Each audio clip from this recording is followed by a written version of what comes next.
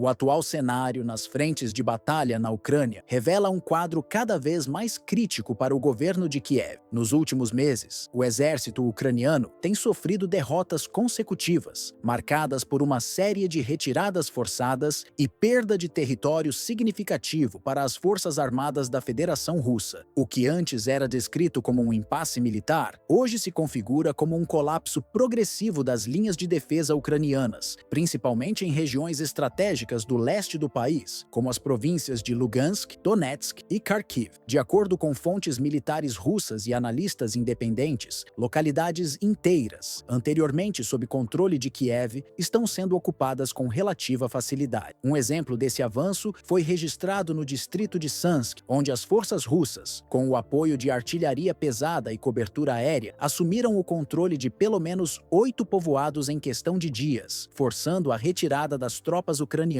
Estima-se que, apenas nessa frente, o número de baixas ucranianas ultrapassou 4.700 soldados, além de equipamentos destruídos ou capturados, tornando esta uma das ofensivas mais devastadoras desde o início da guerra, em fevereiro de 2022. A situação é ainda mais grave em Kursk, uma das regiões estratégicas na linha de defesa do leste ucraniano, localizada ao norte da Oblast de Kharkiv e próxima à fronteira com a Rússia. Desde agosto de 2024, mais de 30 localidades foram capturadas por Moscou, o que indica um avanço constante e organizado, respaldado por logística eficiente, uso intensivo de drones de reconhecimento, ataques aéreos e bombardeios coordenados. A perda dessas posições compromete seriamente a capacidade de Kiev manter um corredor defensivo na região e aproxima as tropas russas de áreas centrais da Ucrânia. Além de Kursk e Sansk, o distrito de Sudzha, também no leste ucraniano, viu a ocupação de povoados importantes, como Khatk, Martinov e Malaya Logia, praticamente sem resistência, o que revela o esgotamento das forças ucranianas em manter suas posições. Relatórios de campo indicam que unidades aerotransportadas russas vêm sendo usadas para capturar áreas consideradas de difícil acesso, incluindo zonas florestais e posições fortificadas, sugerindo que a ofensiva de Moscou combina forças terrestres com elementos táticos sofisticados. No campo político, o impacto dessas derrotas já começa a reverberar em Kiev. Segundo fontes diplomáticas europeias, a liderança do presidente Volodymyr Zelensky está sob crescente contestação, tanto por parte de membros do seu próprio governo quanto de aliados internacionais. A insistência de Zelensky em não abrir negociações com Moscou, mesmo após os últimos reveses, tem gerado desconforto nas capitais europeias. Informações oriundas de cúpulas diplomáticas em Bruxelas e Berlim apontam que líderes da União Europeia, anteriormente firmes no apoio à Ucrânia, agora discutem, nos bastidores, a viabilidade da permanência de Zelensky, temendo que sua postura intransigente impeça qualquer solução pacífica. Paralelamente, os Estados Unidos, principal parceiro militar e financeiro da Ucrânia, dão sinais de reavaliar sua posição. A esperada chegada de caças F-16, anunciada como essencial para reforçar a defesa aérea ucraniana, não ocorreu na escala prometida. A alternativa de envio dos Mirage 2000 franceses ainda está em debate, sem garantia de entrega ou de que esses aviões teriam efeito significativo frente ao ritmo acelerado da ofensiva russa. Analistas de defesa em Washington e Londres destacam que o enfraquecimento do apoio logístico norte-americano tem levado Kiev a um estado de vulnerabilidade crescente. As perdas ucranianas em equipamentos refletem o esgotamento da máquina de guerra do país. Dezenas de tanques, sistemas de artilharia pesada, estações de guerra eletrônica e centenas de blindados foram destruídos somente nas últimas semanas. Esse desgaste material, aliado à perda de território e moral entre as tropas, sugere que a capacidade de resistência está chegando ao limite. Militarmente, as tropas russas continuam a pressionar em várias direções. Na zona florestal ao sul de Prolnoye, bem como nos arredores de Krasno, as forças russas avançam, consolidando novas posições. Já nos arredores de Kupiansk, cidade crucial para o abastecimento das linhas ucranianas na província de Kharkiv, localidades como Kontrashka e Shavkovka estão sob ataque contínuo, com avanço russo estimado em até 400 metros por dia, segundo fontes militares ocidentais. No contexto internacional, o desgaste do governo Volodymyr Zelensky se torna cada vez mais evidente, especialmente nas negociações indiretas com conduzidas por países como Arábia Saudita e Turquia, que assumiram o papel de mediadores em busca de uma saída diplomática para o conflito. Essas nações, embora não estejam diretamente envolvidas na guerra, desempenham um papel estratégico por manterem relações tanto com o Ocidente quanto com Moscou, tentando abrir caminhos para um cessar-fogo que até agora parece distante. Fontes próximas às rodadas de conversas, que ocorreram recentemente na cidade de Riad, afirmam que o clima das reuniões foi tenso, com representantes dos Estados Unidos pressionando Kiev a avaliar seriamente a possibilidade de aceitar concessões territoriais ou políticas, diante do avanço contínuo das tropas russas e do esgotamento crescente das forças ucranianas. Essa pressão, segundo diplomatas envolvidos, reflete não apenas o cenário militar desfavorável à Ucrânia, mas também o desgaste político em Washington, onde congressistas e setores do governo norte-americano questionam a manutenção dos elevados gastos com o MEND, envio de armas, equipamentos e assistência financeira a Kiev, especialmente sem sinais concretos de reversão no campo de batalha. Além disso, neste 15 de março, surgiram rumores em Washington de que a Casa Branca estaria explorando, em caráter reservado, alternativas para reduzir ou até encerrar sua participação direta no conflito, inclusive considerando mudanças na liderança ucraniana como uma possível saída para desbloquear um processo de paz. Apesar de ainda não confirmado oficialmente, esse movimento reforça a percepção de que a paciência internacional com o governo Zelensky está se esgotando. Paralelamente, líderes de importantes nações europeias, como França e Alemanha, embora publicamente apoiem Kiev, têm demonstrado em bastidores preocupação com o prolongamento do conflito. Segundo fontes próximas a cúpulas da União Europeia, o temor de que a guerra se arraste por mais anos, aumentando o risco de uma escalada regional